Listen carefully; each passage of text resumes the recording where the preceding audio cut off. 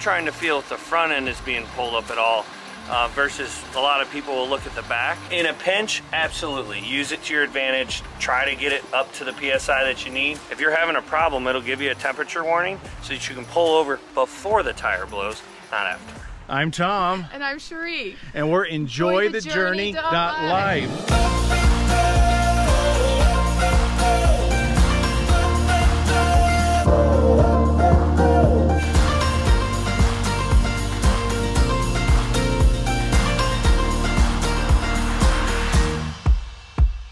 Do we need airbags on our Ford F450 truck?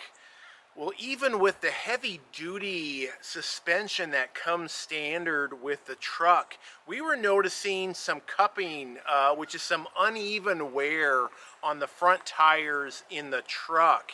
And these Continental tires are not cheap to replace.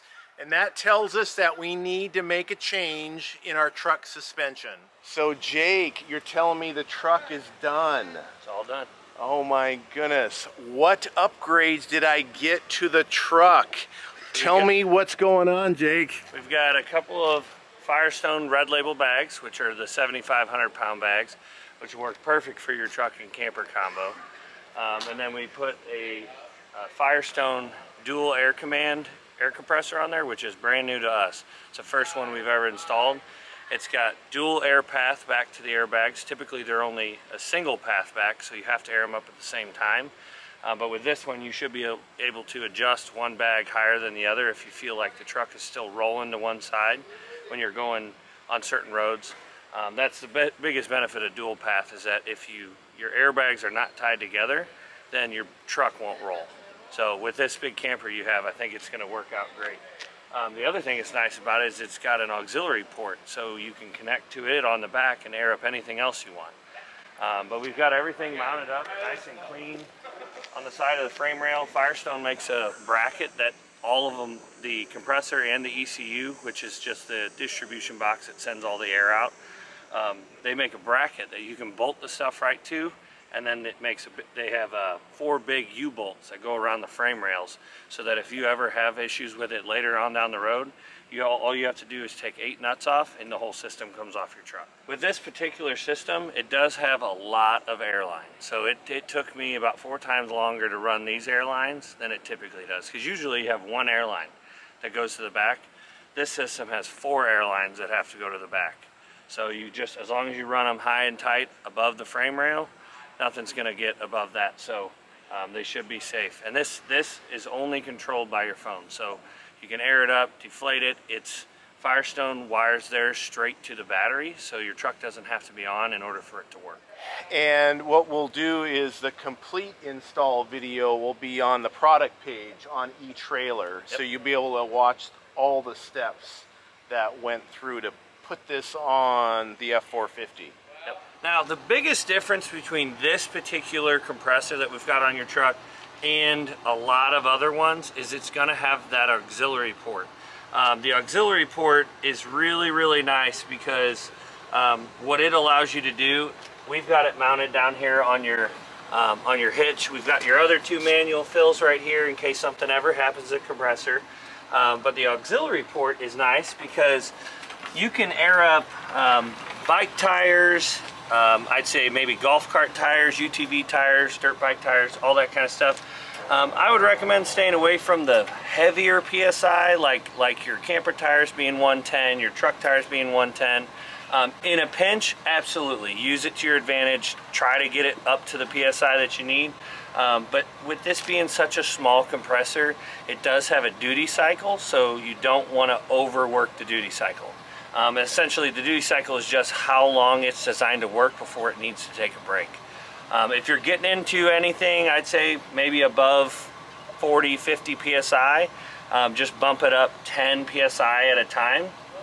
But what's nice about it is on the app, you can go into your settings and then click on auxiliary port, and then you can set an auto PSI. So if you have bike tires that all have a similar PSI to them, you can set it to 8 PSI.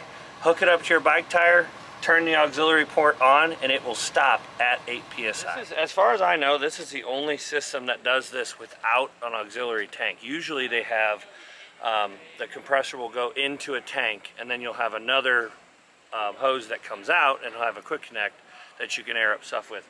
Now we have a lot more videos coming out from eTrailer, more expert videos, install videos, and more. So smash that subscribe button so you catch those videos. And so how does that work with the Gen Y and setting that up? So the Gen Y, since it is a non-air, non-adjustable kingpin, the benefit of that is that what we've seen is that if you have an airbag set up on your kingpin and you have airbags on the truck, what'll happen is those airbags are fighting to do the same thing. The airbag here wants to control the trailer, and then your truck is also trying to control the trailer, both trying to control the weight of it.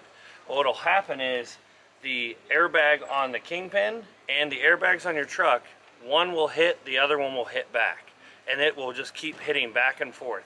What happens is you're going to have to dial one or the other way down so that it doesn't spring back against each other. With this is actually going to help dampen the airbags, because what you can get with airbags is, because it's rubber and it's an air spring, it's going to want to still bounce a little bit. This head being a torsion head, it's going to help to bring that back to control. I've had this setup, and I've got the Gen Y gooseneck adapter, and I've got airbags on my truck, and I've driven around with it for several years, and you get chucking just started, and this dampens it between this and your airbags. So the biggest thing with airbags, especially when you have an automatic onboard compressor, is that if you have it set to a certain PSI, it's going to want to keep you happy. So at night, if you've got it wired directly into the battery like we do and like Firestone recommends, it may try to continue to adjust at night. So what I recommend, and what I always recommend to people, which is the biggest plus of having an onboard compressor, is when you get to your campsite, you drop your camper, drop those airbags down to 5. You will have to leave 5 psi in it. The app will actually not let you go below 5, because it just needs something to hold the integrity of the bag, because if you don't have any air in them, you could end up crushing the bag. The bag will fold over on itself weird and wear holes in it. But yeah, that's the best part about having an onboard compressor, is because when you need the air, you can put it in, and then when you get to where you're going, you can let it all out. Because if you leave any amount of air in these airbags, it's going to feel like you are riding on a ton of brakes. Well, Jake, tell me more about the airbag system and how it works. So we got you set up with Firestone Red Label, which is a 7,500 pound airbags. That is an extreme carrying capacity. What I found the best thing between that and the 5,000 pound bags is that you'll have to put less air in, because it's a thicker bag, so it's a little bit stronger. So in a normal case where you'd have to put about 30 to 40 psi in, you may only have to put 15 to 20. But we've also got you set up with the Firestone air compressor. It's a heavy-duty air compressor, and then it's got the ECU, which is essentially just the distribution box back behind this step bracket, and it's got all your outlets on it. The nice thing about this is you'll be able to fill up your left and right bags individually, and you also have an auxiliary on the back too that we got you set up with. It comes with the compressor. We can show you a little bit more of that too. But yeah, it allows you to air up both bags at the same time, where you can air up both, where you just bump it up. So we got you set at 35 now. You can hear the compressor come on. This compressor is very, very quiet. Compared to a lot of the other ones, they're in a plastic housing, they're a little bit noisier. This one's extremely quiet. You gotta have the truck running to be able to run it, to run the compressor. So it's nice. It's not any louder than the truck is, so you shouldn't have to worry about waking anybody up at a campsite if you get there late or have to leave early. So what would you set it at for given what our setup right here? We were kind of playing with it a little bit earlier, towing it around the parking lot, kind of feeling the bumps. And what I watch for or feel for is I am more focused on the front end than I am the back. So I'm trying to feel if the front end is being pulled up at all, versus a lot of people will look at the back. Another thing that you can do is you can take a measurement between your front wheel or your back wheel well and your front wheel well. I like to ride level. Some people like to bump it up a little bit more. To me, that stiffens the ride too much, especially on a system that's already extremely stiff. So that's typically what I do. We found that about 15 psi in these bags is about right for your setup here. So you can actually find the complete installation video of this airbag system on my F450 on eTrailer.com. That link will be down below in the pinned comment and the description. How do we make RV life better? We use eTrailer.com. eTrailer.com has everything you need for your RV and camping and outdoor adventure. We have our hitch, the B&W Companion, which is awesome, from eTrailer, as well as the Gen Y pin box and our tonneau cover, our bed cover, and more. Just scan this QR code right here to go directly to eTrailer's website, and you can find what you need. And we will see you guys on the road. And Jake, gosh, this upgrade is so awesome. I've never had the TPMS sensors on my truck at all. I just never had sensors for that, only the RV. And the old system, one sensor stopped working and was not as advanced as this system. Yep. What do you have there? This is the monitor. So first off, that is going to be a huge upgrade. The other thing that's nice is that it's set up to be able to pair with dualies. So you can see here how you have your two front tires, and then it shows you each of the duals.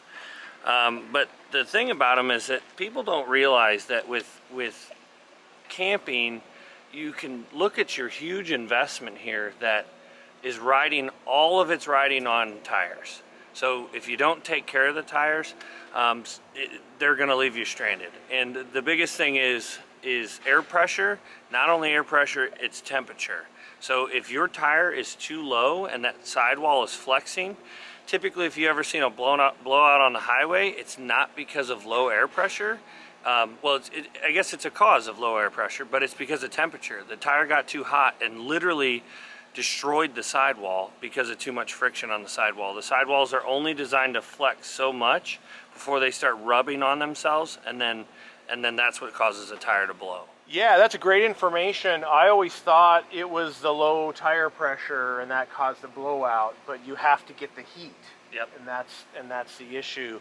So that's new information to me. The cool part about this kit, and the biggest deterrent for me, that when they first started coming out with tire sensors, is that if you take those tire sensors off, you have to reattach them to your system.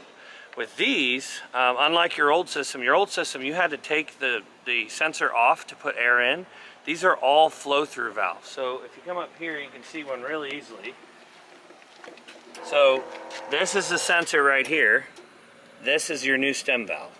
So if you need to add or subtract air into your tire, you take the cap off and just act like this is your new Schrader valve. Nice.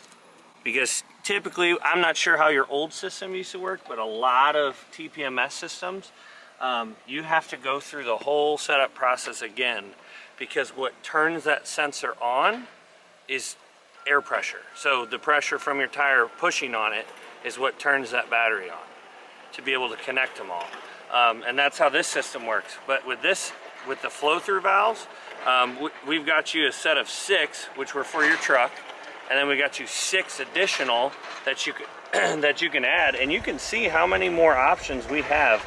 This system is incredible. You can just keep adding sensors to your trailer. So if you have something like a quad axle or something like that, or if you have say you're towing a gooseneck trailer that's got twin or tandem duals in the back, you can get sensors for all of those tires so that you know that you're safe when going down the road.